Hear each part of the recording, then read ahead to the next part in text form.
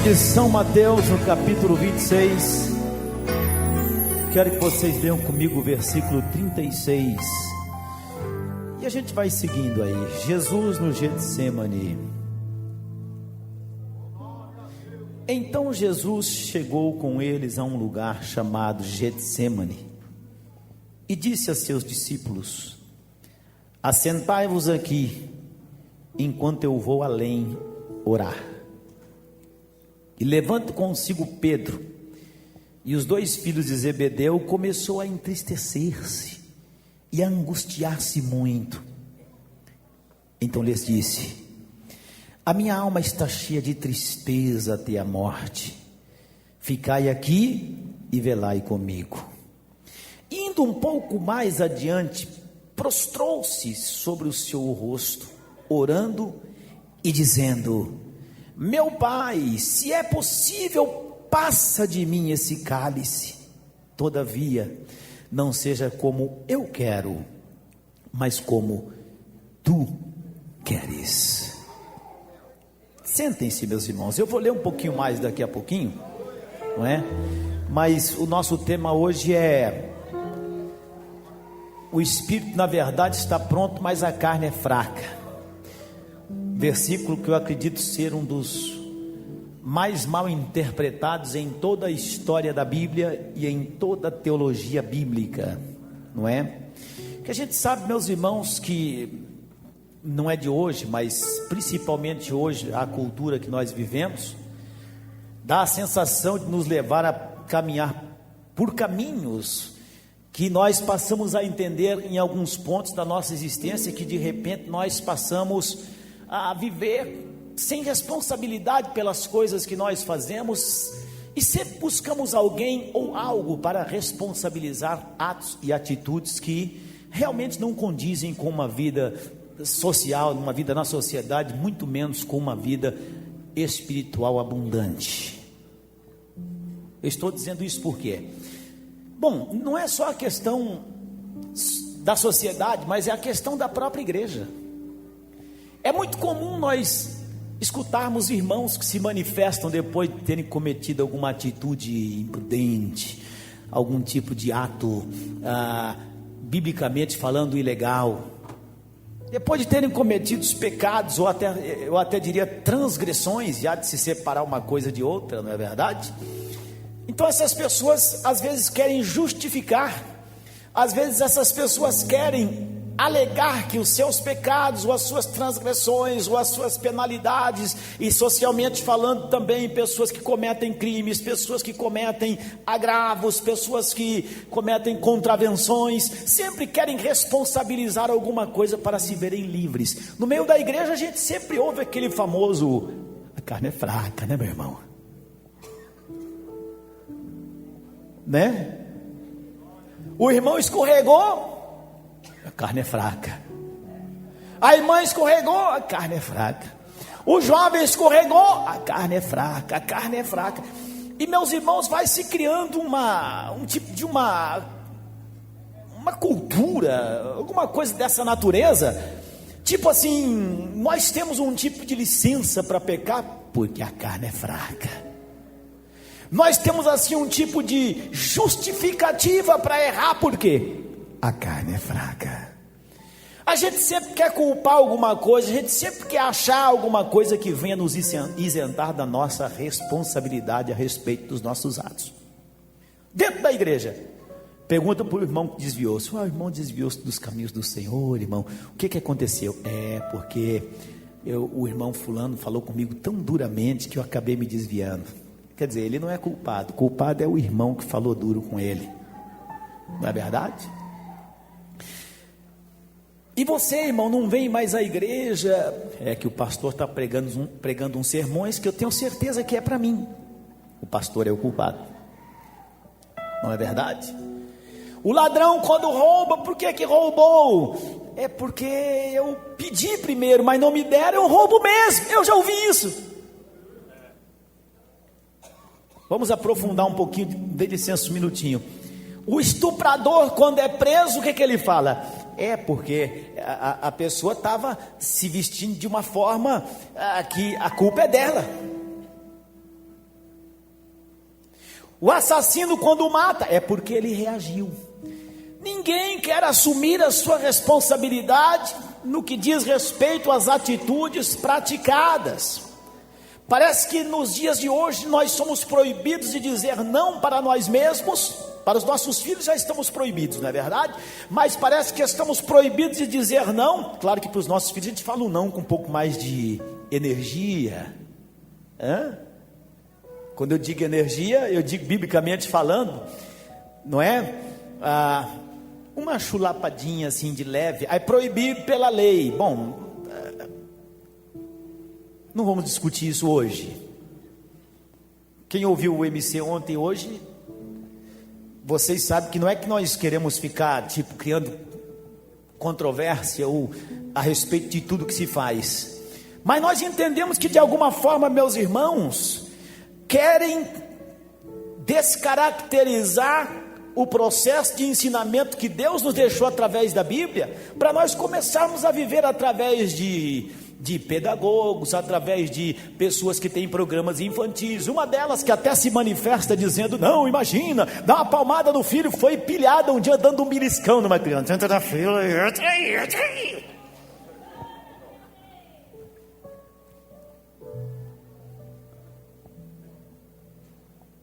Os versículos que nós lemos, meus irmãos, vão nos remeter a um aprofundamento a respeito de carne e espírito, e vai ser muito bom para nós. E nós temos que deixar de lado essa coisa de que aconteceu isso porque tinha alguma coisa que na minha frente que me fez tomar tal atitude, porque, meus irmãos, nós vamos, enfim, achando que na nossa vida nós não temos poder sobre as nossas próprias decisões, e que nós também não temos opção na nossa vida, que tudo que está para acontecer é meio que destino. Alguém vai olhar feio para mim, eu vou ficar frio na fé, vou me esfriar. Claro que eu estou usando coisas mais simples, mas existem coisas mais complicadas, coisas piores que acontecem, porque pessoas entendem que tomaram decisões, porque alguma coisa as fez tomar decisões. Não faz muito tempo, meus irmãos, eu até disse para vocês aqui, tem que parar com esse negócio de culpar o diabo. E tinha uma irmãzinha que gritou: coitado do diabo, né? Não é questão de coitado do diabo, nada disso. Ele é o nosso inimigo, é nosso adversário. Mas é porque as pessoas culpam tudo, todos e também o diabo, de forma que as pessoas parecem que não. Olha, tudo de ruim que eu fiz, tudo de ruim que aconteceu por meu intermédio, não é culpa minha. Eu sou um santo e vou para o céu, quando está caminhando para o inferno.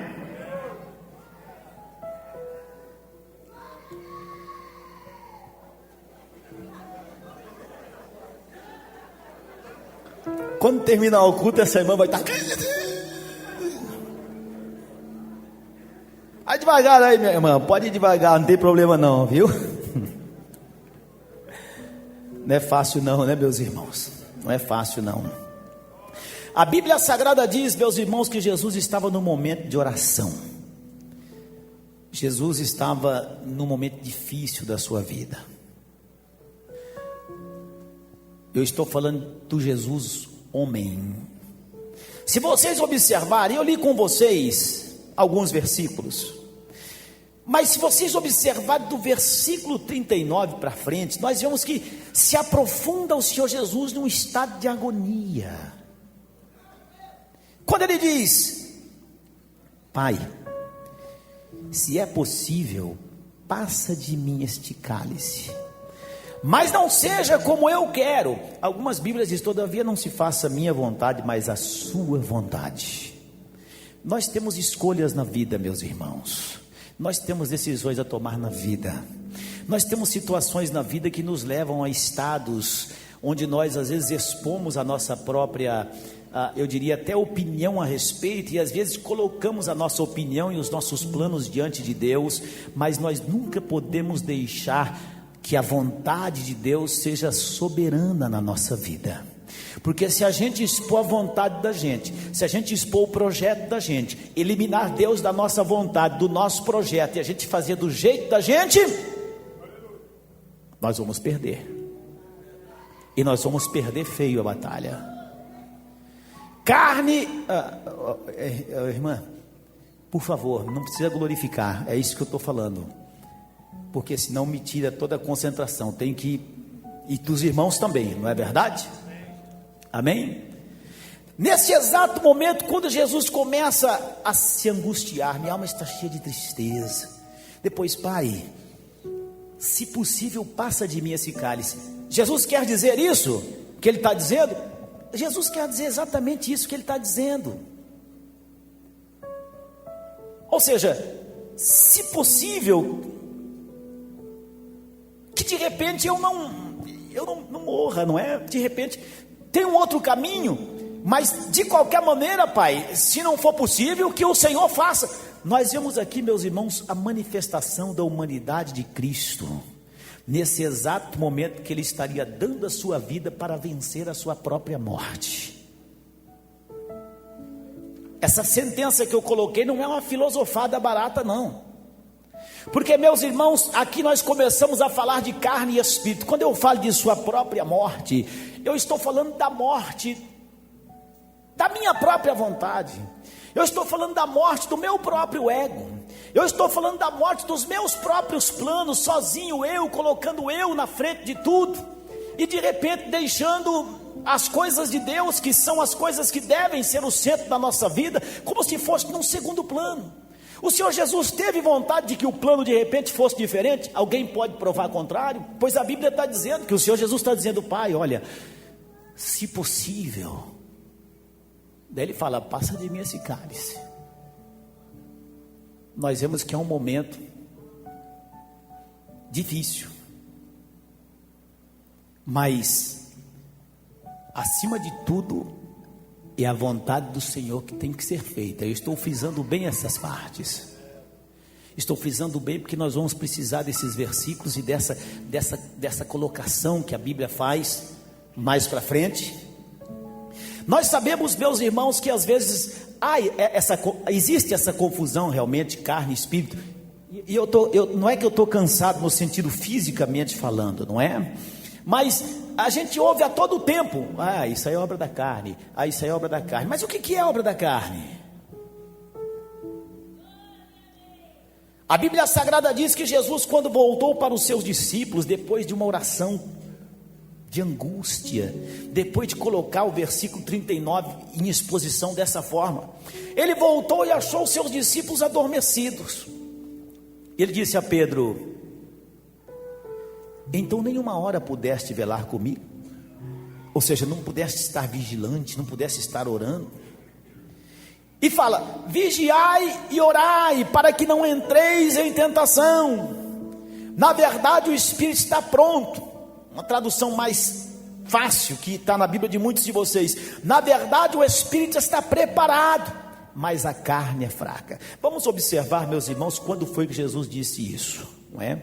Primeiro, vale-se dizer que era um momento de agonia, vale-se dizer que ele está falando a respeito, nesse exato momento, do que nós poderíamos falar do próprio corpo, que não se sustenta em momentos de jejuns, orações prolongadas, ou em momentos de cansaço. É claro que a carne é fraca.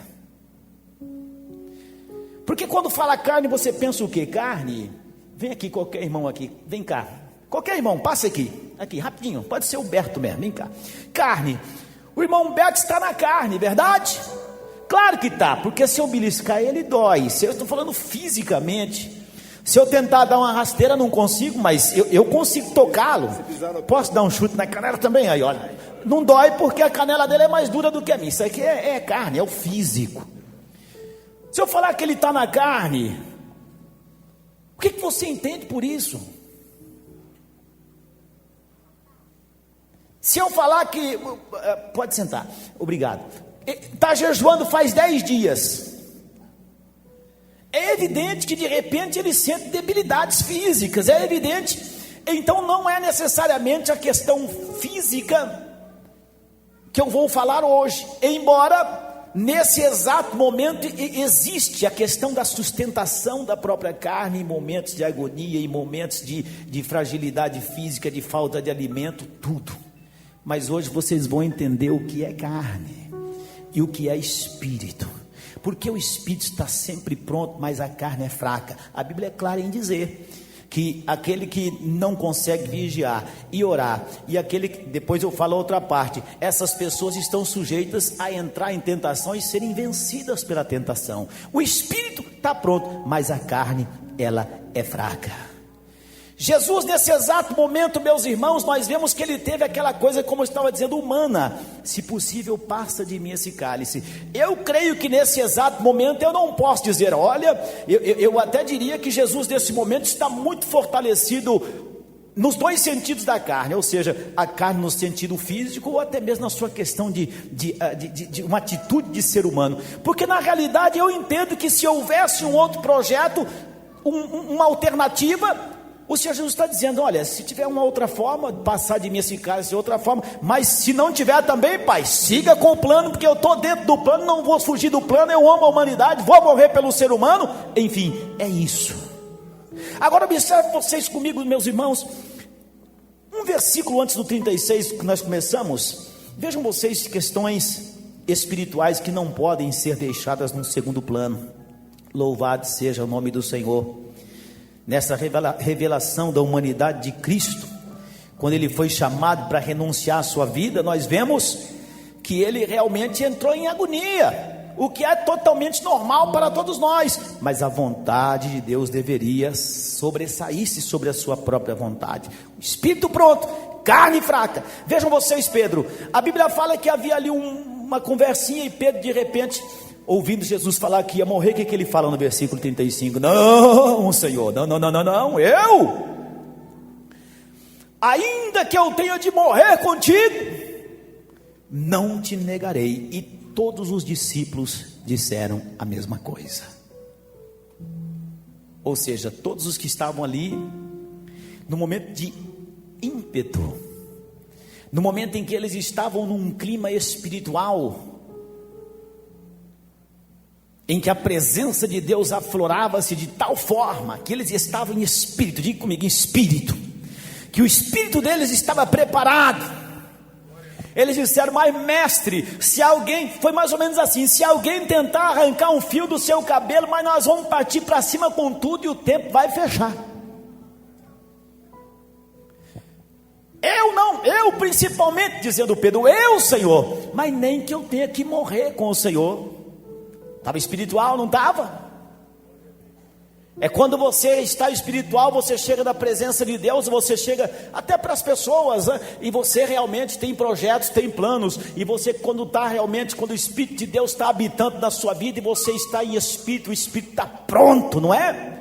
Você se compromete, eu vou fazer campanhas, eu vou evangelizar, mas de repente quando vem o momento da dificuldade, que se afloram questões que nós poderíamos colocar nos dois aspectos da carne, vocês vão entender o porquê que eu estou falando nos dois aspectos da carne, não é? Nós somos capazes de renunciar o que nós mesmos falamos há alguns minutos atrás. Vejam comigo, no próprio capítulo 26, do versículo 69 para frente, eu estou falando de Pedro, o homem que no versículo 35 disse, em espírito, ele disse em espírito, Senhor, não deixarei acontecer nada com o Senhor, não se preocupe que o Senhor não vai morrer não, eu vou ser um tipo de guarda-costas, se o Senhor morrer eu morro junto. E a Bíblia Sagrada fala que quando Jesus foi preso, aconteceu tudo que estava acontecendo. Pedro estava lá fora no pátio, e a criada chegou para ele e falou, você estava com ele, né? Você é meio galileu assim. Ele, eu não sei o que você está falando não. Ai meu Deus, carne e espírito. O espírito está preparado, mas a carne nos seus dois aspectos, meus irmãos, fraqueja.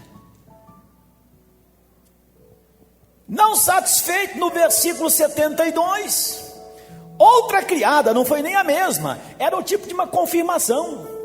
Ah, mas eu vi você lá com ele sim, você estava com Jesus o Nazareno, e ele negou com um juramento, eu juro pela minha mãe, eu juro pela vida da minha mãe. Vai, ninguém jura pela vida da gente, né? Não, eu juro pela vida dos meus filhos. Para com isso, né? Assim é fácil. Eu não conheço tal homem.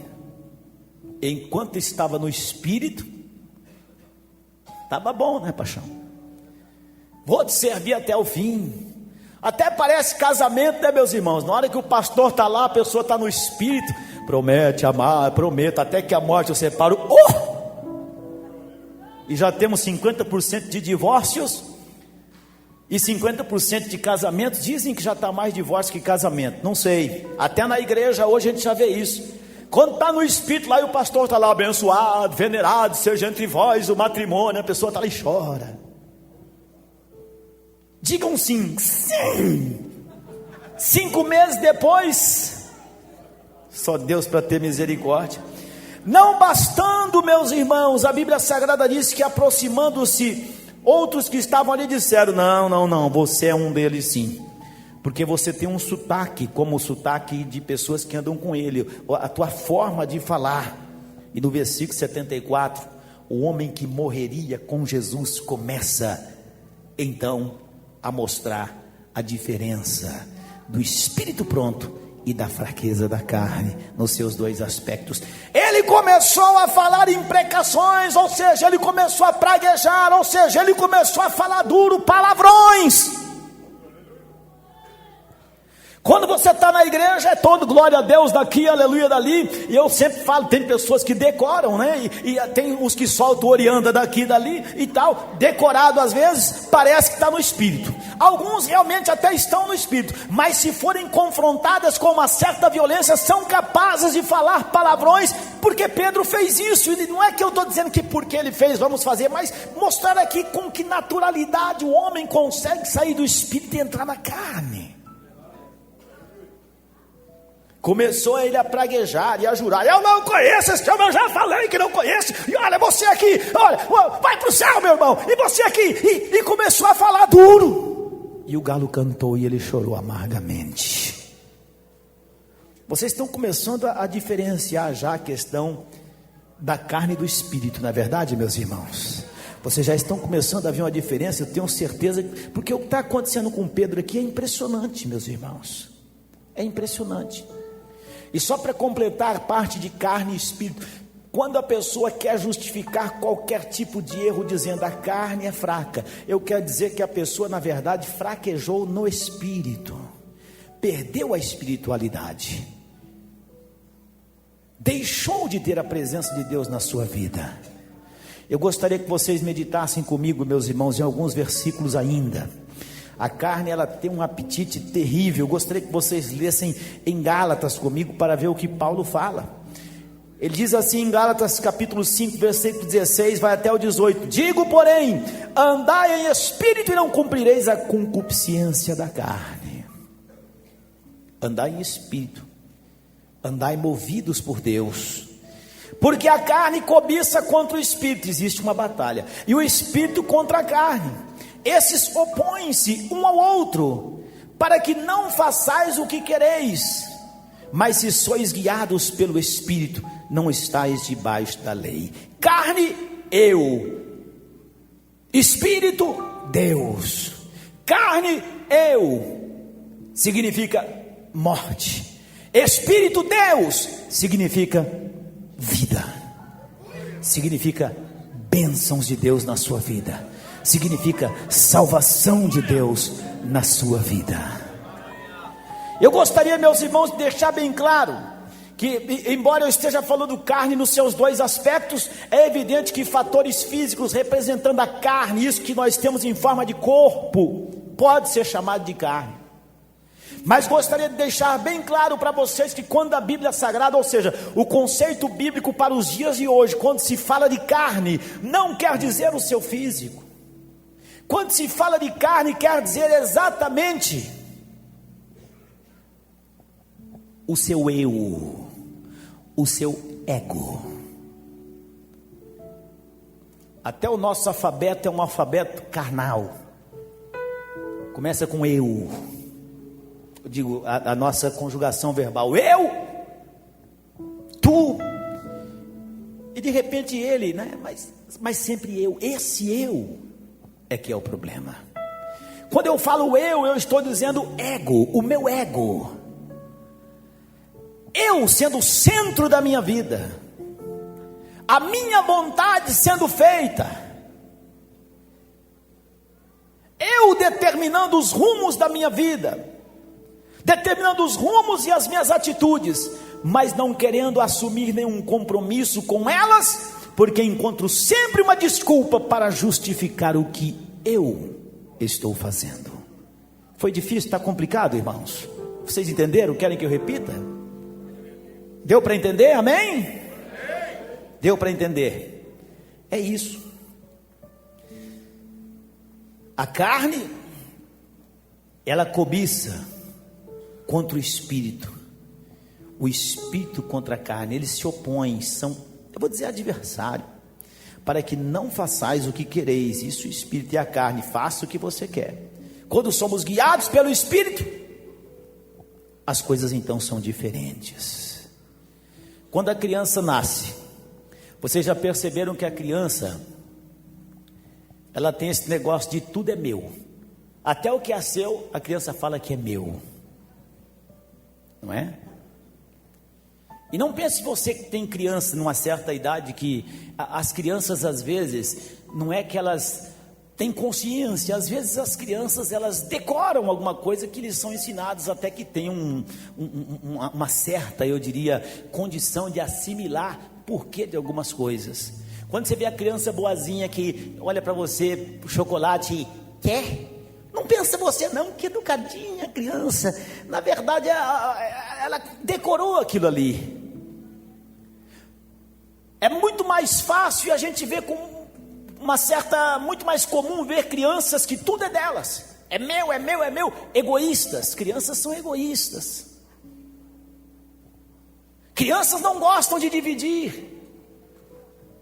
Isso é o eu infantil.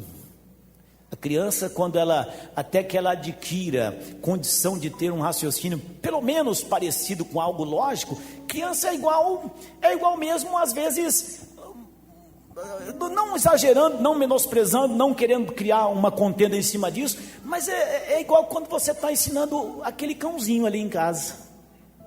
O cãozinho decora o que tem que fazer, só que o cão nunca vai ter raciocínio lógico para chegar e dizer, não, agora eu já tenho consciência e eu vou latir só de dia, porque à noite os meus donos estão dormindo, não é? Não vou fazer popô nem pipi ali, porque alguém pode... Não, o cachorro nunca vai pensar assim, ele decora pela repetição e pela recompensa.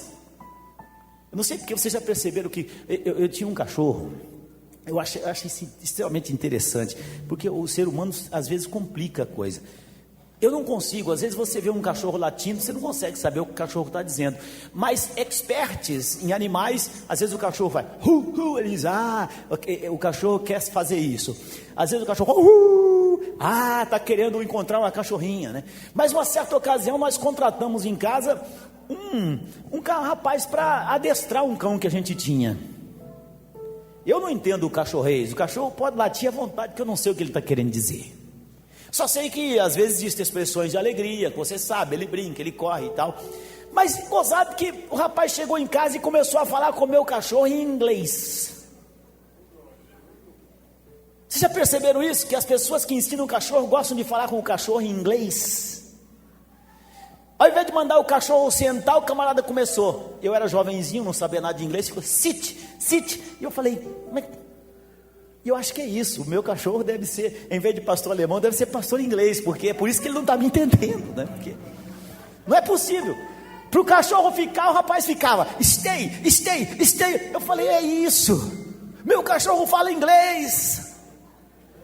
Já perceberam isso? Adestradores de cães gostam de falar em inglês. O que eles têm contra o português, não é verdade? Bom, de qualquer forma, meus irmãos, eu estou dizendo que não é que o cachorro entende o inglês ou entende o português, ele decora o som. Então toda vez que você fala que o cachorro ouve aquele som, foi recompensado quando ele acertou o que o rapaz, o adestrador queria, então ele obedece ali. A criança, no famoso ela vai também assim, decorando tudo, mas a criança já nasce com esse sentimento de que tudo é meu, de que tudo tem que ser à minha volta, que eu tenho que ser o centro de todas as coisas. Mas são crianças, são inocentes ainda. Mas eu diria a vocês que há algo que já tem que morrer a partir do momento que a criança começa a ter entendimento. Um escritor diz que quando nós olhamos para nós e não entendemos que nós morremos de alguma forma, nós ainda não estamos preparados para viver em espírito, porque a carne é esse eu. Nós queremos juntar tudo ao nosso redor, queremos que tudo seja para nós, acontece uma coisa boa, pode ver, acontece até no meio de obreiros, acontece no meio de pastores até experientes, no nosso meio acontece isso, uma coisa boa que acontece, sempre aparece o pai, não é? Ah, fui eu que fiz o projeto. Uma coisa ruim, quem foi? Foi ele. Deu certo? Fui eu. Deu errado? Foram eles. E aí, meus irmãos, que nós vamos nos aprofundar um pouquinho mais, enquanto vocês procuram comigo, porque infelizmente a igreja de Corinto caiu numa armadilha muito grande, porque a igreja de Corinto achou que tinha já a carne sob controle. Enquanto vocês acham, 1 Coríntios 3, eu conto para vocês uma experiência de um rapaz que levou o seu carro no mecânico. 1 Coríntios capítulo 3, por favor. Esse rapaz levou o seu carro para o mecânico, chegou lá no mecânico, ele viu um funcionário que trabalhava e com luvinha na mão, e quando encostava a mão no carro, ele já passava o paninho, né? E trocou o óleo, caiu uma gotinha, ele foi lá e a gotinha, e tinha que limpar uma coisinha, ele foi com um palitinho. Ele olhou, chamou o gerente e falou: não, eu quero que aquele rapaz ali cuide do meu carro, porque da maneira que ele está cuidando daquele carro lá, é o melhor mecânico que tem. O gerente falou para ele: só que aquele carro lá é dele, meu. Parece que nós sempre pensamos em proteger, querer fazer crescer, estar apresentável, progredir, o nosso. E enquanto isso estiver acontecendo, meus irmãos, observem comigo,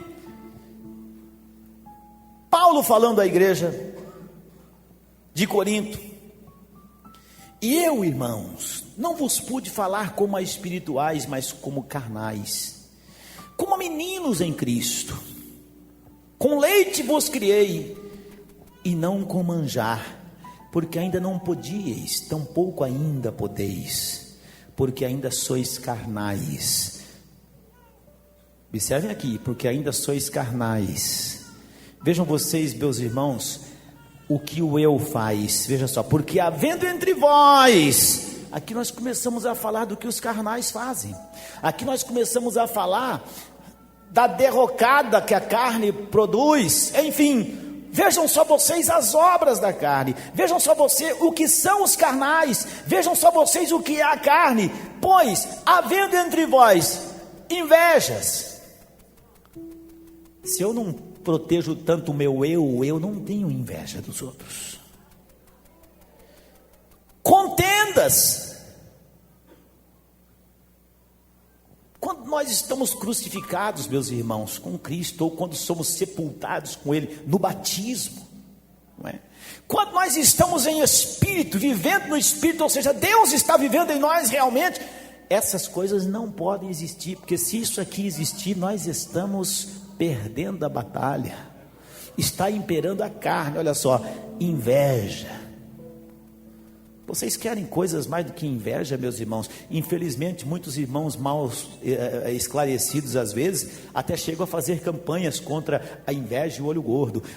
Porque o irmão está com inveja de mim e vai pegar inveja. Inveja não pega. Inveja é uma coisa que cria problemas. O invejoso, ele cria problemas. O invejoso, ele se deixar, ele toma o que você tem, embora tenha 200 coisas iguais, ele quer o que é seu.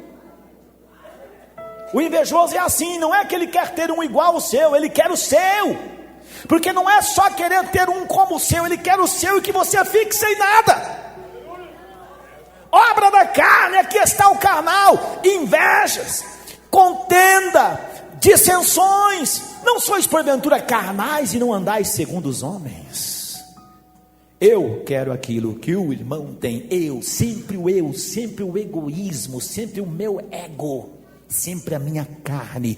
Esse é o conceito de carne: ego. enquanto eu não morrer. Olha, meus irmãos, não tem condições de ser bem sucedido espiritualmente, nem em parte alguma. Dissensões carnais. Uns dizem: eu sou de Paulo. Eu sou de Paulo. Sempre tem o eu.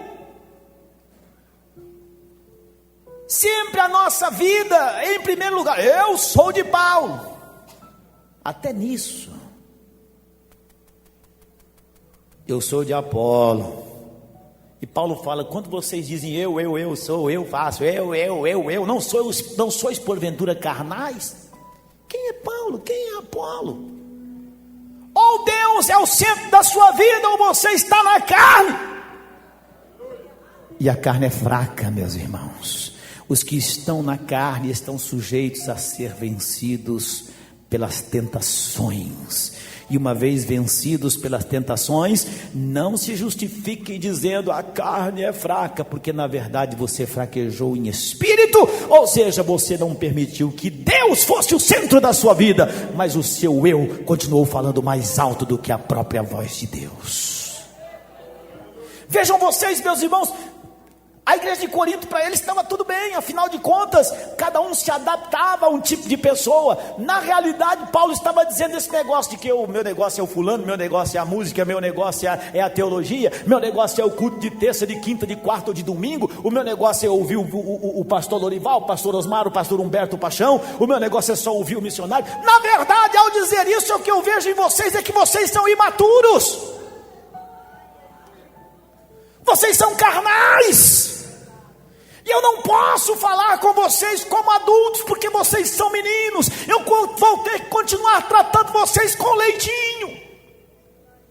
Em compensação, o que Deus pode falar a respeito disso? Olha, eu não posso dar a vocês coisas que fazem parte do pacote das minhas promessas, porque vocês são imaturos para recebê-las também. Quanta imaturidade, meus irmãos. Quanta falta de conhecimento. A falta de conhecimento, a imaturidade das pessoas, infelizmente faz as pessoas se postarem de uma tal forma egoísta, que alguns não têm nem condições de dialogarmos com eles. E enquanto não acontecer de nós darmos espaço para Deus, não haverá crescimento. O que Paulo está dizendo é uma exposição. Está dizendo: vocês são imaturos, vocês são infantis, carnais. É a mesma coisa que nós vemos na igreja de hoje. Não estou me referindo a todos. Tem muitos irmãos aqui que são espirituais, tem muitos ouvintes que são espirituais e muito mais do que eu. Tem muitas pessoas que são muito mais abençoadas do que nós, do que eu, enfim. Tem muitas pessoas que permitem Deus ser o centro de sua vida muito mais do que nós. Mas, meus irmãos, grande parte da igreja continua num sentimento de imaturidade, de infantilidade, levando a igreja, eu diria, a estar estagnada, a ficar ali como se fosse uma colheita sem água, ou seja, uma plantação sem água, raquítica.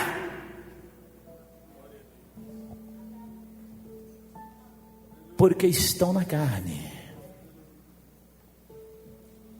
porque não permitiram o Senhor tomar conta das suas vidas. Romanos 7, capítulo 18 até o 20, Paulo fala, meus irmãos, que nós temos uma batalha diária, ou a cada segundo, a cada instante. Como eu disse a vocês, nós queremos, tanto quanto Pedro, nós queremos realmente morrer com Cristo, ou por Cristo, ou pelo Evangelho, se necessário for. Eu sei que você quer. Eu sei que nos momentos que você é tomado por Deus, em algumas ocasiões, às vezes até com uma certa raridade, não é? Mas quando você é tomado, você faz de repente uma oração, ou participa de um culto gostoso. Eu sei que você refaz compromissos, eu sei que você faz promessas, eu sei que você fala com Deus: Senhor, eu quero ser seu servo. Quantos de vocês já falaram isso?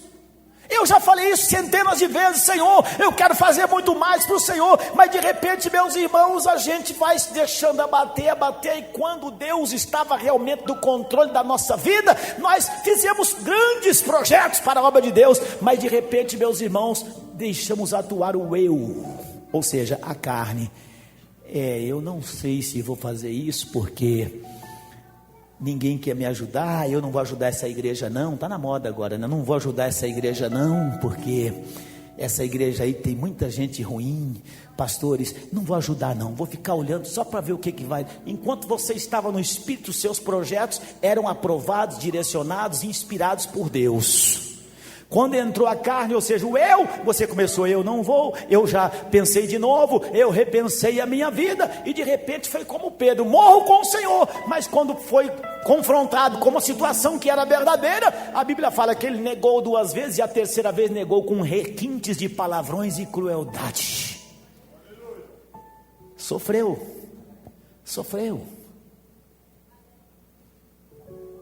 Acompanhe comigo, Romanos 7. 18 a 20. Porque eu sei que em mim, isto é, na minha carne não habita bem algum. Gente, na minha carne, eu não posso responsabilizar o meu dedo por estar fazendo alguma coisa sem o meu eu. Está entendendo? Eu não posso chegar e falar, mas que dedo besta esse meu aqui, hein? O que aconteceu? Esse dedo meu, hoje à tarde eu estava indo na Avenida Ibirapuera, ouvindo uma determinada emissora, está tudo congestionado, que houve um roubo na joalharia no shopping Ibirapuera. Já pensou se pega o ladrão? Foi você que roubou a joalharia? Não, foi essa minha mão boba aqui, seu guarda. Prenda minha mão, prenda! Sua sem vergonha, ladrona. Não foi a sua mão, foi o eu. A sua mão você usou debaixo do comando do seu ego, do seu eu, do verdadeiro você.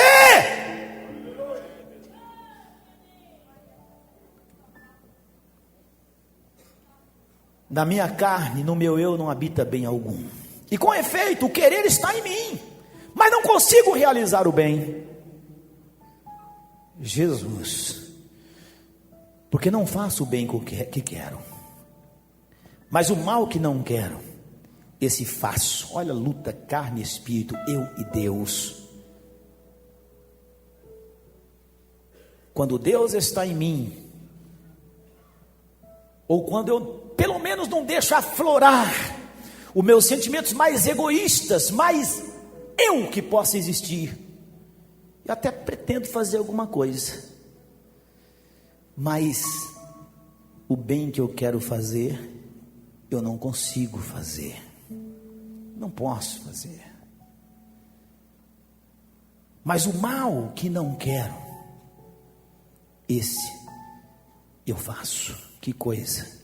Mais uma vez, o conceito bíblico para a carne é o eu, é a minha ação premeditada, é a minha forma de interpretar, a minha maneira de viver debaixo da minha vontade, me isentando da minha responsabilidade sobre o que fiz, porque tenho desculpas. Se roubei, é porque expuseram uma joia muito bonita e eu não tinha dinheiro para comprar. Se cometi um agravo em outra esfera, é porque foi isso, porque foi aquilo. Por que você fez? Porque isso. Sempre tem um porquê, mas sempre os porquês isentam os nossos eus. Meus irmãos, nós somos fracos, o eu é fraco, mas Deus habitando na nossa vida, e a nossa vida sendo a vida em espírito, nós estaremos sempre preparados para o que der e vier. Estaremos sempre preparados para qualquer tipo de situação. Gostaria de passar um pouquinho mais para frente, meus irmãos, um pouquinho mais para frente ainda, Gálatas. Gostaria que vocês meditassem comigo no capítulo 5, versículo 24 até o versículo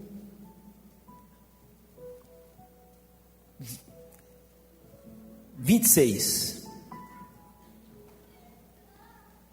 E depois vou ler ainda alguns outros versículos em Gálatas. Vou começar, na verdade, falando do 16, depois eu leio o 24. Veja só você. Digo, porém, andai em espírito. Ou seja, deixa Deus governar você, e não cumprireis as concupiscências da carne. Porque a carne cobiça contra o espírito, e o espírito contra a carne. Na verdade, já tinha até lido esse, né? São opositores. Enfim, mas se sois guiados pelo Espírito. Agora vejam, não cumprireis então, não estareis debaixo da lei. Agora veja o versículo 22, versículo 26, perdão. Na verdade, do 24 ao 26. E os que são de Cristo crucificaram a carne com as suas paixões e concupiscências. E se vivemos em espírito, andemos também em espírito. Agora vejam só vocês, meus irmãos.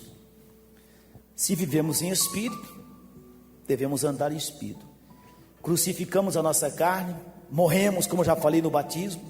Agora, na carne, o que acontece? A Bíblia fala, se estamos em espírito, andamos em espírito. Depois completa o 26, não sejamos cobiçosos de vanglórias. Agora vejam vocês, essas duas coisinhas irritando-nos uns aos outros. Irritando-nos é a primeira, invejando-nos é a segunda. Mais uma vez, vejam vocês, meus irmãos, a questão do eu. Vocês já perceberam como pessoas conseguem irritar umas às outras? E essas irritações provocadas meramente em defesa do seu próprio eu, em defesa da sua própria ideia, em defesa do seu próprio plano, em defesa, enfim, irritando-vos ou irritando-nos, não, invejando-nos, também não, porque são coisas da carne. São coisas, meus irmãos, que nos levam à derrota, são coisas que passam pelo caminho da tentação. Eu creio, meus irmãos, que o homem que vive na carne, que tem esse eu aflorado, de uma certa forma, ele acaba se convencendo que todo tipo de perversão, todo tipo de coisa como a inveja, a irritação aos demais, tudo isso ele acaba, através da sua carne, sendo convencido de que de alguma forma, não é questão de direito ou nada, mas ele parece estar convencido de que é uma coisa natural, e todos os outros tipos de perversões ainda, mesmo porque quando ele faz, ele aflora o eu, e acha uma desculpa depois. Por exemplo, tem coisa que a gente tem que falar meio que por parábola, né? Você pega uma pessoa da terceira opção, quem está entendendo o que eu estou falando aí? Quem não entendeu, pergunte para quem está do seu lado. Você fala, mas escuta, é porque a Bíblia... Não. Eu sou assim porque Deus me fez assim. E aí? Quer dizer, eu, porque Ele. Ou seja, a sensação que se tem, meus irmãos, é que quando nós estamos na carne, nós conseguimos justificar qualquer tipo de coisa, e até o que nós consideramos perversões. É importante demais nós entendemos a profundidade de carne e espírito. Nós temos problemas, mas hoje Deus trouxe você aqui para que você permita que o seu eu morra, para que você hoje crucifique o seu eu. É isso que está dizendo a Bíblia, e os que são de Cristo crucificaram o eu com as suas paixões, crucificaram o eu com as suas paixões e as suas concupiscências. Ou seja, fizeram morrer aquilo ali, mataram aquilo ali. Enquanto isso estiver vivo dentro de você, enquanto o seu eu estiver sobressaindo-se em relação à presença de Deus, você nunca vai conseguir ser bem sucedido na sua vida. Você nunca vai ter certeza total da sua salvação. Você vai continuar sendo uma pessoa que irrita e uma pessoa irritante. Vai dizer que você não conhece crente irritante? Vai dizer que você não conhece crente que não só é irritante, como irrita os outros, cobiçosos de vanglória? Vai dizer que você não conhece crente cobiçoso de vanglória? Tem muitos. E se nós não cuidarmos, nós entramos nesse grupo também. Vai dizer que você não conhece nenhuma pessoa que não só é invejosa, mas pessoa que está dentro desse projeto invejando-nos uns aos outros. Vai dizer que você não conhece. Vai dizer que você não conhece nenhuma pessoa que, já que você está entendendo o que é carne, vai dizer que você não conhece nenhuma pessoa que ela quer ser maior do que tudo, maior do que Deus, e Deus não é o centro da vida dela. Vai dizer que de repente até mesmo você não é assim. É só você olhar para você, você ainda não está crucificado. O seu eu ainda não foi crucificado. Se você olhar para você e ver que o seu eu está vivo, você precisa hoje crucificá-lo. Se você já aceitou Jesus, precisa enterrá-lo lá no batismo e deixar lá. porque enquanto isso viver, Deus não vai operar com toda a sua plenitude na sua vida, e você vai ser um instrumento de contenda, um instrumento de tudo enquanto é tipo de coisa que venha a trazer-nos sentimento de imaturidade, falta de conhecimento, de infantilidade, enfim, a igreja não vai. Meus irmãos, é um dos grandes, eu diria que é o maior problema da igreja de hoje, é o ego inflado, é a carne, é o eu. Um quer ser maior do que o outro. Vamos começar a abrir o português? Um quer ser até mais bonito do que o outro. Um quer ter um sapato mais bonito. Eu estou falando de picuinhas até, parece. Mas, meus irmãos, são coisas que vão afastando a presença de Deus. E quando se percebe, grande parte da igreja está na carne. Você convida a igreja à oração, ninguém ora. Você convida a igreja à consagração, riem na sua cara. Você convida o povo à humilhação. O que sabem e o que falam é criar mais irritação entre um e o outro ainda. Onde é que está Deus nisso? Só vemos só vemos egos inflados, só vemos infantilidade, só vemos pessoas imaturas que infelizmente não permitem a maturidade da igreja como um todo, até para ensinar a igreja. Eu preciso falar no programa hoje, irmãos, pelo amor de Deus, nos permitam, dentro daquilo que nós podemos, sabemos e que temos conhecimento. De repente nós não somos homens aprofundados numa teologia, eu diria assim, que poderíamos ser doutores falando, mas pelo menos o que sabemos, nos permitam ensinar a outras pessoas, porque tem pessoas que vocês anunciam, vamos estar fazendo um curso de formação de obreiro. Meu negócio é o espírito. Você está na carne, você está na carne. Já começou a teologia. Aceita Jesus, meu irmão, que você está indo para o inferno. Você está indo para o inferno. Deixa a igreja crescer, deixa de ser irritante. Crucifica o seu eu, a sua carne. Quando isso acontece, eu vou repetir o versículo, não é que eu estou sendo repetitivo, é que eu quero que haja uma fixação. Mas o fruto do Espírito é caridade, gozo, longanimidade, benignidade, bondade, mansidão. Contra essas coisas não há lei. Versículo 24. E os que são de Cristo, quem é de Cristo aqui, diga eu. Aí já falaram eu.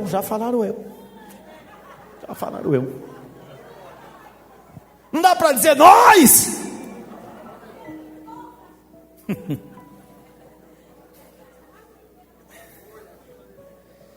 E não diga que é a mais pequena, porque isso também já é exaltação. Esse negócio de crente, eu sou mais pequenininho, para com isso que eu já estou te decifrando. Eu estou cansado de crente que chega, irmão, eu sou um pequenininho de Jesus. Eu, né? Eu sou. Desculpa, pequenininho de Jesus. Ovelhinha ferida e abatida do Senhor. É evidente que existem. A Bíblia Sagrada fala que os que são de Cristo, e nós somos de Cristo, crucificaram o eu. E já dizem, como diz o corinho e como dizia Paulo, não vivo eu. Como é o corinho? Dá uma nota aí. Não vivo eu. A carne morreu, foi crucificado. Não vivo eu, mas Cristo vive em mim. Para mim o viver é morrer. Para mim.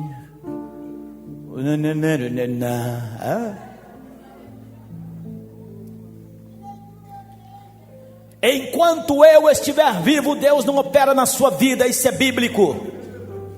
Quando você olhar uma pessoa e você decifrá-la, é evidente, meus irmãos, que mesmo as pessoas que estão no Espírito, não se esqueçam que vocês estão vestindo a vestimenta da carne. Não se esqueçam. Mas cada vez que vocês olharem uma pessoa apenas no físico e de alguma forma decifrarem, lá vai o carnal, tomem cuidado, porque agora vocês sabem o que é carne. Vocês entenderam o que quer dizer, pelo menos nas duas vertentes de carne que nós estamos trazendo aqui. Você pensa que carne é meramente o físico, mas é o nosso ego, são as atitudes nossas prepotentes, próprias.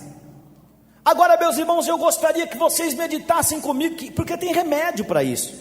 Mas É preciso morrer, e às vezes as pessoas não querem morrer. Tem uma sentença que diz que a coisa mais difícil na vida é sermos trazidos ao lugar onde devemos abandonar o eu. Ou seja, a coisa mais difícil na vida é sermos trazidos ao local onde nós haveremos de morrer, onde o nosso eu será morto.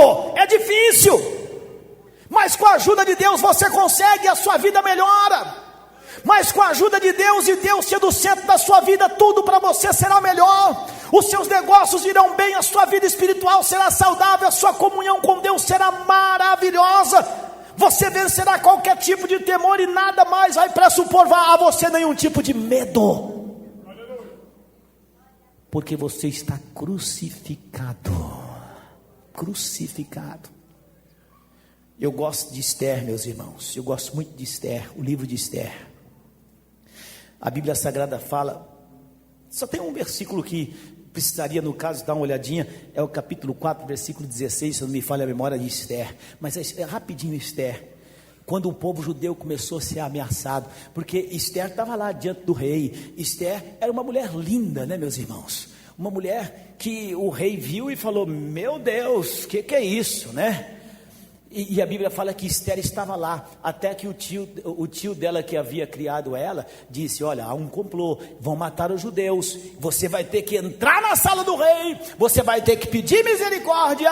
E naquele momento ela viu que o eu, nos dois aspectos, tanto o físico como também o ego, poderiam morrer, porque se o rei não estendesse o cetro, ela morreria. E ela começou a pensar: será que não? E o tio dela falou: olha, quem sabe foi para esse tipo de situação que Deus te pôs aí no palácio. E disse mais a ela: Esther, minha sobrinha, eu te criei, vem cá. Eu digo a você, se você não fizer o que é preciso ser feito, Deus vai levantar outro e vai fazer o que é preciso ser feito, e você vai perecer. Não pense você que porque você está na presença do rei, você não vai perecer, não. O que você tem que fazer, faça, porque se você não fizer, até gostaria de dizer a mesma coisa para muitos irmãos e muitos que estão me ouvindo aqui hoje. Nós estamos numa crise, meus irmãos, de pessoas que estão tipo assim, vendo uma situação, sabem que podem contribuir muito, mas estão tipo assim: eu quero ver o que vai ser feito. Olha Deus falando contigo hoje. Aleluia! Deus te levantou para situações como essa que você está vivendo, ou essas que você está vivendo. Não assista de camarote não, porque Deus vai fazer a obra de qualquer forma. Se Ele levantou você e você não quer fazer, Ele manda outro para fazer no seu lugar, mas você vai perecer. Entenda, porque eu sei que você pode ser fariseu como for, mas entenda que Deus está falando contigo, e se Deus não estiver falando pela minha boca, a melhor coisa que Deus me faz é me tirar daqui, porque eu sei que Deus está falando. Se Deus levantou você para uma causa, faça o que Deus mandou você fazer, e não fique olhando de camarote, porque Deus vai levantar outro, mas você vai perecer. Você vai perecer. E Esther, meus irmãos, assassinou o ego. Esther assassinou o eu. Esther assassinou, entre aspas, colocando a sua vida em risco, quando ela disse: bom, se preciso fazer, eu vou lá. Se eu perecer, pereci. Ou seja, se perecer, eu simplesmente pereci. Algumas Bíblias falam diferente, mas significa a mesma coisa. É isso. Você acha que você vai perecer se você crucificar a sua carne? Ou você acha que Deus vai te proteger como protegeu Esther? Ou você acha que Deus vai te prosperar como prosperou tantos homens de Deus?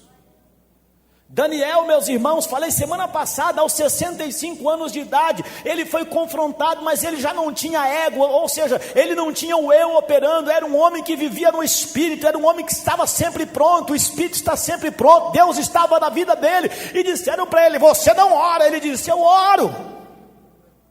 E ele desprezou a sua carne, no aspecto físico, e no aspecto de ego. Um homem que veio escravizado, eu até diria, de repente se torna governador de todas as províncias babilônicas, e depois Medo, enfim.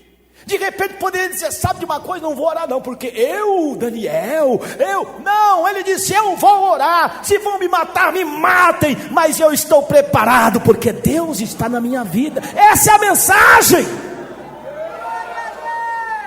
Eu estou preparado, o Espírito está preparado. Voltem comigo, meus irmãos, voltem comigo para os nossos versículos iniciais, por gentileza. Nós começamos a nossa palavra no livro de São Mateus, capítulo 26, e eu não vou ler do 36 para frente, eu vou ler só do 39 para lá. Nós vemos, meus irmãos, coisa linda, isso é lindo demais, coisa maravilhosa, profundo. Passa de mim este cálice. Agora vamos matar o eu. O próprio Senhor Jesus fez isso quando disse, mas não seja como eu. Digam comigo, eu. O que ele disse? Não seja como eu quero. Jesus estava fragilizado fisicamente, emocionalmente, nesse exato momento. Às vezes fragilizados, meus irmãos, nós temos atitudes que parecem legítimas, e nós às vezes queremos legitimar as nossas atitudes pela circunstância que nós estamos vivendo. São crentes ou são pessoas circunstanciais. Eu fiz porque estava apertado, eu fiz porque estava em situação tal. Jesus estava numa situação de aperto, que a Bíblia Sagrada fala, que ele mesmo diz, a minha alma está cheia de tristeza até a morte.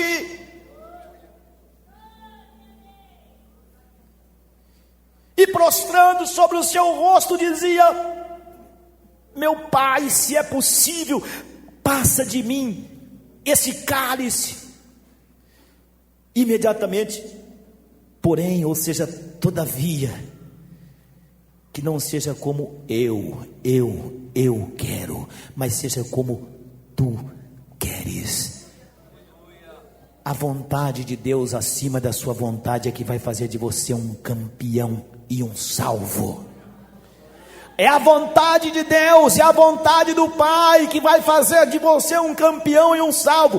Não seja como eu quero. Diga aí, Senhor, eu não quero mais que seja do meu jeito.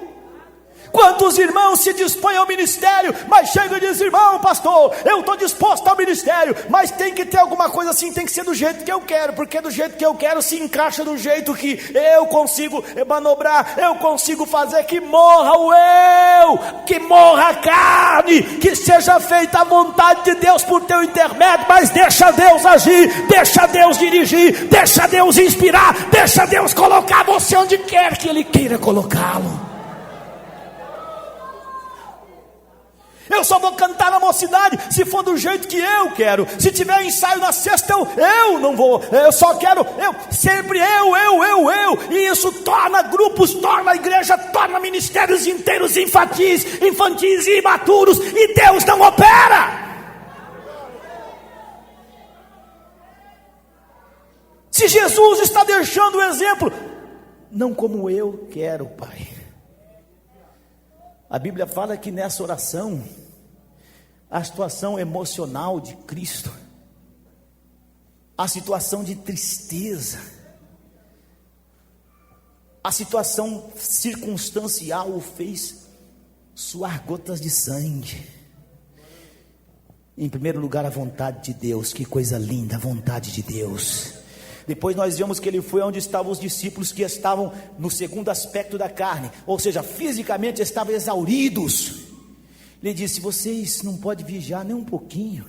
Aí vem a segunda parte, versículo 41, vigiai e orai. Irmãos, vigilância e oração. A vontade de Deus sendo feita, e nós vivendo uma vida de vigilância e oração, nós nunca vamos cair em nenhum tipo de tentação. Porque quando nós cairmos em algum tipo de tentação, nós vamos cair em algo que nós escolhemos cair. A responsabilidade será inteiramente nossa, e por mais que você ache uma justificativa, uma desculpa, não adianta. A culpa é sua. Pastor, não fala assim. Quer que eu diga que a culpa é minha? Quando eu caí, a culpa é minha. Você caiu, a culpa é sua. Porque você caiu, porque não era a vontade de Deus que você estava experimentando ou vivendo, porque você não estava em vigilância e oração.